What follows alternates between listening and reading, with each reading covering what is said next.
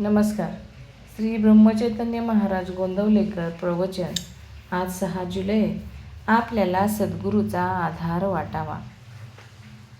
वेळ प्रसंग येईल तसे वागणे उचित आहे आणि त्याबद्दल मनावर परिणाम होऊ देऊ नये. परमात्म्याच्या चिंतनात मन गुंतले असताना अवांतर गोष्टींचा परिणाम त्यावर होत नाही. जेवढे झेपेल तेवढेच करावे. अभ्यास करावा, पण काळजी न करता. सर्वस्वी भार भगवंतावर ठेवून निवांत असावे.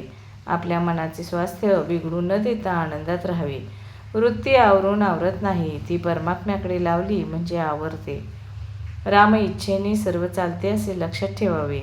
संकट आनंद दोन्ही भगवंताला सांगावेत. ज्या स्थितीत भगवंताने ठेवले त्या स्थितीत समाधान मानावे.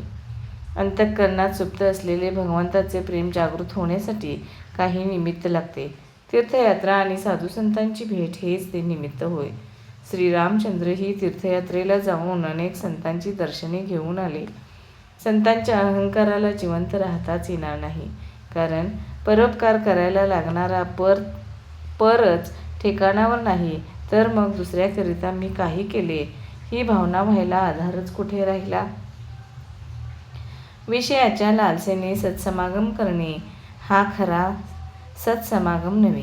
संत कधीकधी आपल्याला विषय देतात खरे, पण एकंदरीत आपल्याला विषयाचा वीट आणण्याचाच त्यांचा प्रयत्न असतो. संतांच्या घरी नुसते पडून राहिल्यानेही शुद्ध भाव येईल. भगवंताच्या नामातच संत संगती आहे, कारण नामाच्या मागे भगवंताचे अस्तित्व आहे. विषयाची उर्मी हे मायेचे स्मरण होय आणि नामाचे स्मरण हे भगवंताचे स्मरण होय. तपश्चर्येचे सर्वात शेवटचे फळ काही असेल तर परमेश्वराच्या ठिकाणी अनन्य भावाने शरण जाण्याची बुद्धी होय. ती बुद्धी आपल्याला झाली पाहिजे. एकदा शरण गेल्यावर आपण उरूच शकत नाही, त्याला शरणागती म्हणतात आणि हीच परमार्थातली अत्यंत श्रेष्ठ गती आहे. आपण आपल्या सद्गुरूचे आहोत असे छातीटोकपणे सांगत चला. काही नाही केले तरी चालेल, पण आपले सद्गुरू आपल्या मागेपुढे आहेत अशी दृढ भावना असावी. मला सुखदुःख दोन्ही नाहीत, पण तुम्ही दुःखी झालात तर मला दुःख होते, तेव्हा तुम्ही मनाला दुःखच होऊ नये असे वागा. प्रपंची माणसाच्या दुःखाची मला पूर्ण जाणीव आहे.